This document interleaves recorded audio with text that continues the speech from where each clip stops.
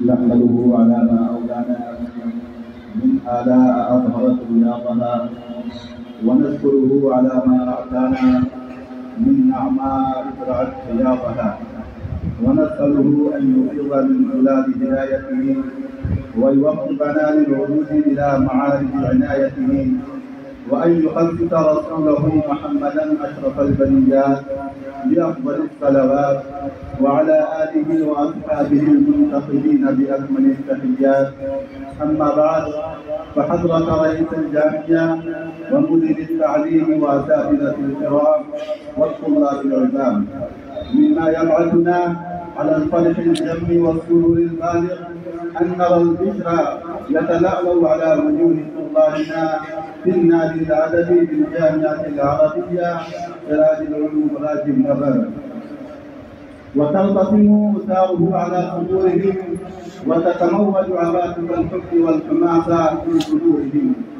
فناقض هذه الحفلة البداية للنادي الأدبي بجهود الشيخ القارئ محمد فاروق الجامعي والشيخ المولانا محمد شميم عادل القاسمي حفظهم الله تعالى، يتدرب الطلاب في منصته على إنشاء المقالات وإلقاء الخطب، ونهنئهما إعماق قلوبنا فجزاهم الله خيرا.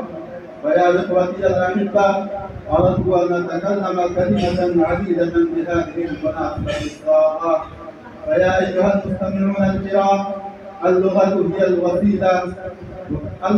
هي الوسيلة الأولى للتخاطب بين الناس، وهي أهم أداة من أدوات التفكير، وهي رعاء العلم والمعرفة تحفظها الكتابة من الضياع.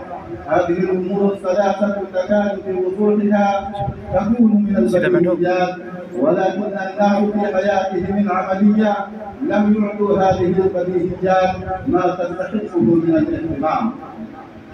ومع أنها مشتركة بين اللغة العربية وسواها، إلا أن العربية تتميز عن غيرها بأنها لغة الدين الإسلامي، فالقرآن الكريم نزل باللغة العربية. قال تعالى: إنا أنزلناه قرآنا عربيا لعلكم تعقلون. وقال: كتاب فصلت آياته قرآنا عربيا لقوم يعلمون. والرسول صلى الله عليه وسلم خاطب قومه العرب بلسانهم. قال تعالى: وما أرسلنا من رسول إلا بلسان قومه ليبين لهم. وهكذا فإن الأساسيين الأولين لهذا الدين القرآن والسنة هما باللغة العربية، ولا يمكن فهمهما ومعرفة أسرارهما واستنباط الأحكام منهما محال بغير هذه اللغة المباركة. وقد أدرك الأئمة الأقدمون أهمية اللغة العربية في فهمه، ولهذا أقام الشافعي رحمه الله علم العربية، وأيام الناس 20 سنة يتبحر في اللغة العربية وعلومها ليفقه ويفهم القرآن والسنة، ولا يستغرب منه هذا، وهو الذي يقول: أصحاب العربية جن الإنس يذكرون ما لم يذكروا غيرهم. وكان علماء الدين يقولون: من تكلم في الفقه بغير لغة تكلم بلسان قصير. والمقام لا يتسع للتفصيل، وفيما ذكر كفاية لإثبات المراد. واللغة العربية بحر لا ساحل له، بعض علومها النحو والصرف وعلم المعاني وعلم البديع وعلم البيان وغير ذلك من العلوم العربية. وكانت في الجيل الأول هي جيل الصحابة رضي الله عنهم ملكة وسليقة، ثم لما انتشر الإسلام في شتى البلاد واختلط العرب بالمسلمين الجديد بالمصاهرة والمعاملة والتجارة والتعليم، دخلت في لسانهم العجمة وبدأ الخطأ في الكلام، فخفض المرفوع ورفعوا المخفوض وما إلى ذلك. وقد بدأ هذا الأمر في وقت مبكر جدا، إذ يروى أن الخليفة الراشد علي رضي الله تعالى عنه هو الذي وجه أبا الأسود الدؤلي إلى أن يضع أصول علم النحو عدا على اللغة العربية من الزيار، فكيف الحال في زماننا بعد مضي أكثر من 14 قرنا؟ ومن العلوم المهمة جدا في فهم كلام الله سبحانه وتقدس وكلام رسوله عليه التحية والتسليم. وبعد علوم العربية علم وصول الفقه الذي يحدد قواعد استنباط الأحكام الشرعية العملية من أدلتها التفصيلية، وهي أيضا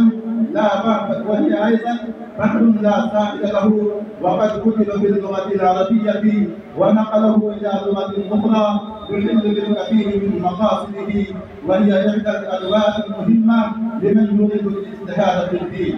وغنى عن البيان أننا عندما نتكلم عن اللغة العربية فإننا نعني اللغة الفصحى لا اللهجات المحلية العامة التي ابتعدت عن أصلها وتغايرت فيما بينها تبيانا كثيرا نخلص مما تقدم إلى نتائج من أهمها.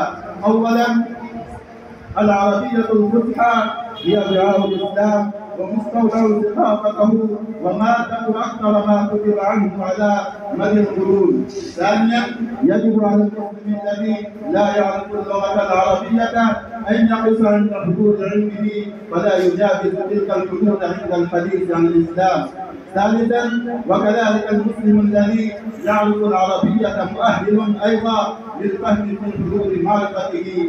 أما الاجتهاد والحكم على أقوال الأئمة بالصواب والخطأ والقوة والضعف فله أهله وهو مقصور على من يملك أدراكه. ورابعا، الذي لا يعرف قواعد البيان العربي ومقاصد خطاب العربي يقع في أخطاء الفهم. خامسا، لا بد كذلك من معرفة عادات العرب أيام نزول الوحي لأن القرآن نزل مراعيا عرفهم في الكتاب. وثالثا، ينبغي بذل الجهد في نشر اللغة العربية بين المسلمين الذين لا يعرفونها وتقويتها بين الذين يعرفونها، فهذا من خير ما يعينهم على فهم أفضل القرآن والسنة والعلوم الإسلامية.